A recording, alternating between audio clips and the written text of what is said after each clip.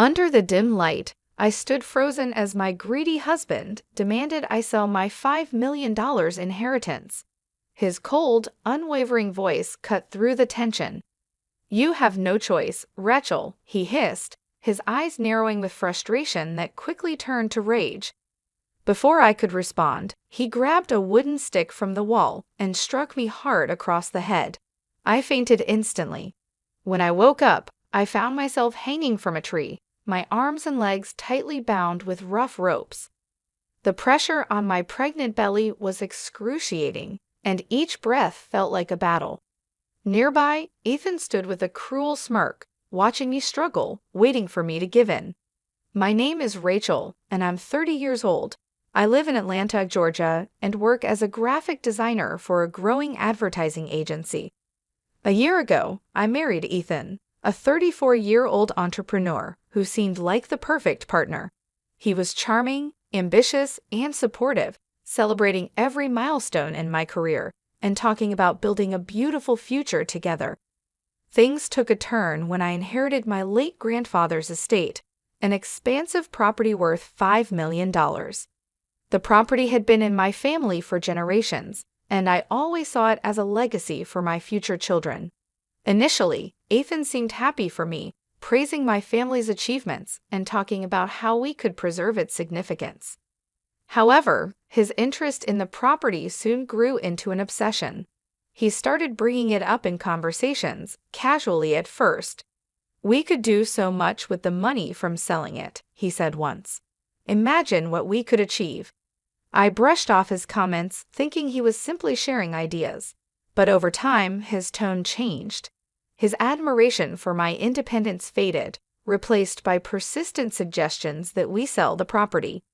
He framed it as a way to secure bigger dreams for our family, but something about his insistence felt wrong. I began to sense that his motives were not as noble as he claimed. Despite my growing unease, I held my ground. The property wasn't just land to me, it was a part of my heritage, a symbol of my family's hard work and perseverance. I couldn't let go of something so important, no matter how much Ethan pressured me. What started as subtle conversations became arguments that left me questioning the man I had married. The loving, supportive partner I thought I knew was showing a side of himself I never expected, a side that would soon turn my life into a nightmare. Ethan's obsession with the property grew more apparent each day. What started as gentle suggestions turned into persistent demands. He began bringing up the topic at every opportunity, framing it as the logical thing to do. "Rachel, selling the property would solve so many problems. It's a smart decision," he would say, his tone laced with impatience. I stood firm. "Ethan, I've told you before. That property isn't just about money. It's a part of my family's legacy, and I won't sell it." His frustration started to bleed into other parts of our relationship. The once loving man who praised my independence now dismissed my decisions. He would make remarks about how I didn't care about our future and accuse me of being selfish. The man I married seemed to be disappearing, replaced by someone cold and manipulative. One evening, during dinner, his control reached a breaking point. We were seated at the table when he brought up the property again. "We need to sell it, Rachel," he said firmly, swirling his glass of wine. "Letting it sit there unused is irresponsible." I set my fork down and looked him in the eye. "No, Ethan. We've discussed this. I'm not selling it." His jaw tightened and his voice grew sharper. "You're being unreasonable. This is about us, our family. Why can't you see that?" "This isn't just about us," I replied, my voice steady. "That property is for our child's future. I won't let you take that away." His face darkened, and he slammed his hand on the table, making me flinch. "You think you can make all the decisions, don't you? Do you even care about me?" "Of course I care, Ethan, but I won't be bullied into this." He stood abruptly, his chair scraping against the floor. "You'll regret this," he spat, storming out of the room. For the first time, I felt a chilling fear settle in my chest. The man I once trusted was no longer the partner I thought he was. Something dangerous was simmering beneath the surface. The tension between us continued to escalate over the next few days. Ethan grew colder and more distant, his once subtle manipulation turning into outright hostility. Every conversation seemed to circle back to the property, his tone becoming more aggressive with each refusal. One night, everything came to a head. Ethan returned home late, his mood already foul. I was sitting in the living room, hoping to avoid another argument, but it was inevitable. "We need to talk," he said sharply, standing in the doorway. I sighed, bracing myself. "Ethan, if this is about the property again—" "It is," he interrupted, his voice hard and unrelenting. "And I'm done asking nicely. You're going to sell it." "No," I replied firmly, standing my ground. "I've told you, Ethan. That property is not for sale. I won't repeat myself." His face twisted in anger, and he stormed across the room, his fists clenched at his sides. "You think you can just ignore me? You think this is all about you?" His voice rose with every word, the anger spilling out unchecked. "Ethan, calm down," I pleaded, stepping back. "This isn't the way." Before I could finish, he grabbed a wooden stick that had been leaning against the wall. His eyes burned with fury as he raised it high. "You'll learn to listen," he growled. The blow came down hard on my head, the impact sending a shockwave of pain through my skull. My vision blurred, and I stumbled backward before collapsing to the floor. Everything around me faded to black. When I awoke, the world was unrecognizable. My arms and legs were tightly bound with rough ropes, and I was hanging from a tree. The rough fibers bit into my skin, and the weight pressed painfully against my pregnant belly. Fear coursed through me as I realized Ethan was standing nearby, watching me with a cruel smirk. "Now," he said mockingly, "are you ready to sell the property, or do you need more convincing?" Terror gripped me, but I knew I had to stay strong. For myself, for my child. The ropes cut into my wrists and ankles, their coarse fibers burning my skin with every movement. My body hung awkwardly from the tree, the weight pressing painfully on my pregnant belly. I struggled to breathe, my heart racing with terror as Ethan loomed nearby. "Still think you're in charge, Rachel?" he sneered, leaning against the tree trunk. "You've got two options. Agree to sell the property or stay there until you change your mind." His words felt like daggers, each one sinking deeper into my chest. I fought the urge to cry, knowing my tears would only fuel his sadistic satisfaction. "Ethan, please," I begged, my voice trembling. "Think about our baby. You don't have to do this." He stepped closer, his face twisted with anger and disdain. "Our baby," he spat. "Don't try to guilt me, Rachel. You're the one who pushed me to this. You could end all of this right now, just sell the property." His indifference to my pain was terrifying, but I couldn't let him see my fear. I glanced at the ropes binding my wrists, noticing the knot wasn't as tight as it seemed. Hope flickered inside me, but I had to move carefully. Any sudden motion could draw his attention. As Ethan turned away, muttering to himself about my stubbornness, I began twisting my wrists. The ropes scraped against my skin, but I gritted my teeth and kept working. Every small movement brought me closer to freedom. "Don't even think about trying anything," Ethan snapped, his back still turned. My heart pounded, but I didn't stop. The knot loosened just enough, and with one final, desperate pull, my hands came free. I quickly untied the ropes around my ankles and lowered myself to the ground. Ethan turned around just as I bolted into the darkness of the woods. His furious shouts echoed behind me, but I didn't look back. Survival was all that mattered now, for me and my baby. The cold night air stung my face as I ran through the dense woods, branches scratching my arms and legs. My heart pounded like a drum, adrenaline pushing me forward despite the pain coursing through my body. Behind me, Ethan's angry shouts grew louder. "Rachel, you can't get away from me!" he bellowed, his voice full of rage. I didn't dare look back. My only focus was putting as much distance between us as possible. The woods were dark, the uneven ground threatening to trip me at every step, but I kept moving. Each stumble sent a jolt through my pregnant belly, but I refused to stop.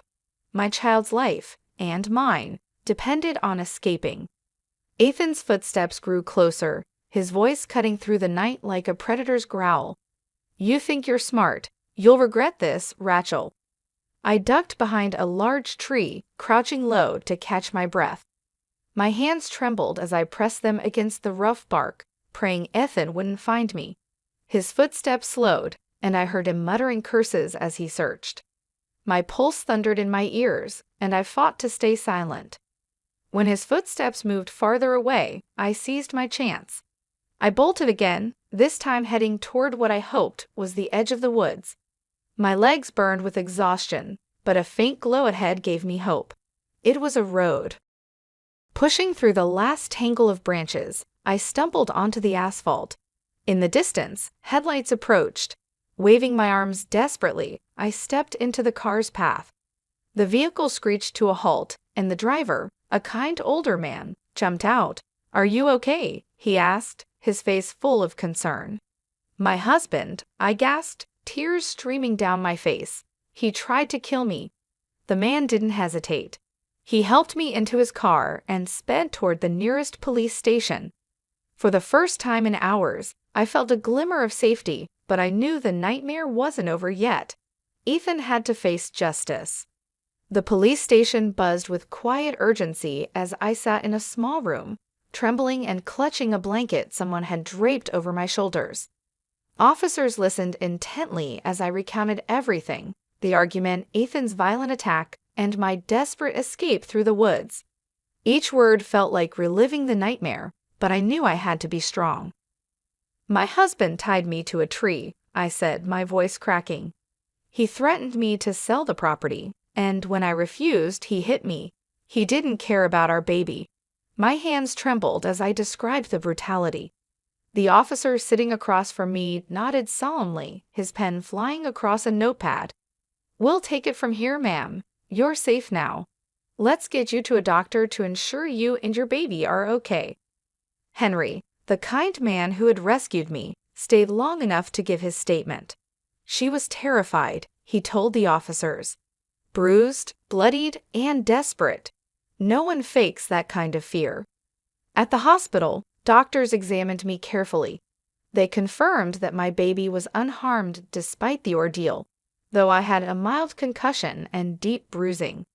Their reassurances brought a wave of relief, but the thought of Ethan's actions still made my stomach churn. Back at the police station, the investigation moved swiftly. Officers collected evidence from our home: the wooden stick Ethan had used, the ropes he had tied me with, and photos of the tree where I had been suspended. Henry's testimony and my injuries painted a damning picture. Ethan was arrested the next morning. He claimed innocence, trying to twist the story to make himself the victim, but his lies quickly unraveled under scrutiny. As my father arrived from New York to support me, I felt a surge of determination. Ethan had tried to take everything from me: my freedom, my future, and my child's safety. I would make sure he paid for his crimes. Justice was no longer a hope, it was a promise. The day of the trial arrived, and I stood at the entrance of the courtroom, my heart pounding in my chest. Ethan sat at the defendant's table, his once confident posture replaced by a nervous tension. His eyes flickered to me as I entered, but I refused to look away. I took my seat on the witness stand, my hands trembling in my lap. The prosecutor, a woman named Ms. Thompson, stood to my left, her expression firm and determined. She addressed the court with the clarity of someone who had seen too many victims of abuse. "Mrs. Williams," she began, turning to me, "please tell the court what happened the night of the attack." I took a deep breath, my voice steady despite the flood of emotions that threatened to overwhelm me.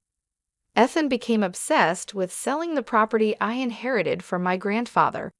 When I refused, he became more aggressive. That night, he hit me with a wooden stick and tied me up. He hung me from a tree and told me to sell the property or he would make me regret it. The room fell silent as the weight of my words settled over everyone. I paused, looking down at my hands, fighting back tears. "Why did you refuse to sell the property?" Miss Thompson asked. I lifted my head, meeting her eyes. It wasn't just land. It was my family's legacy. It was meant for my child. I wouldn't let him destroy that for his own gain. Ethan's lawyer tried to discredit me, calling me overly emotional, but the evidence spoke for itself. The bruises on my arms, the knots in the ropes, the photos of the tree, everything I had told them was corroborated by the police and Henry's testimony. When it was finally over, the jury deliberated for hours. I sat in the courtroom, barely able to breathe, until the door opened and the verdict was read. Guilty. The weight lifted from my chest. Justice had been served. Ethan would no longer have any power over me. The courtroom fell silent as the judge raised his gavel. The defendant, Ethan Williams, is hereby sentenced to 15 years in prison, without the possibility of early parole for assault, attempted coercion, and reckless endangerment. I let out a breath I didn't realize I'd been holding. The weight of the moment finally sank in. Ethan's punishment was not just for the pain he had caused me, but for every moment he had taken from me, the fear, the control, the manipulation. Ethan's face was a mix of disbelief and anger as the verdict was read, his once confident demeanor crumbling. His lawyer tried to argue for a lesser sentence, but the judge was firm. "Your actions were beyond cruel," the judge continued. "You will pay for what you've done." I sat still, hardly able to process the words. This was it. This was the end of the nightmare. My mind replayed the events that led up to this point. From the first moment Ethan suggested selling the property to the terror I had felt when he attacked me. But now I could finally breathe freely. As the court session ended, my father came over to me. He embraced me tightly, his voice thick with emotion. "You did it, Rachel. You stayed strong. He'll never hurt you again." I nodded, tears welling in my eyes. "I couldn't have done it without you, Dad." Outside the courthouse, the weight on my shoulders finally lifted. The sun seemed brighter, the world seemed quieter. Ethan was behind bars, and the life I had fought so hard for was finally within my reach. I still had a long road ahead of me, healing from the trauma, rebuilding my life, and preparing for my child. But I knew one thing for certain: I would never let fear control me again. I was free. The months that followed were a blur of adjustments and new beginnings. After the trial, I returned to my job as a graphic designer. My colleagues were supportive, and though the memories of what I'd been through were still fresh, I focused on my work. The routine felt grounding. I spent a lot of time reflecting on the life I had built and the one I wanted to create moving forward. Ethan's threats and violence no longer held power over me. The house we once shared felt empty and distant, and I knew I couldn't return to it. It had been a prison, one I had been desperate to escape. The property I had inherited became a symbol of strength. What Ethan had once seen as a source of conflict was now a place of refuge. I put the land to use, starting small projects that I had always dreamed of: gardens, a small office, and a home that would one day be a haven for my child. In those quiet moments, as I worked the land, I thought about my future, my daughter's future.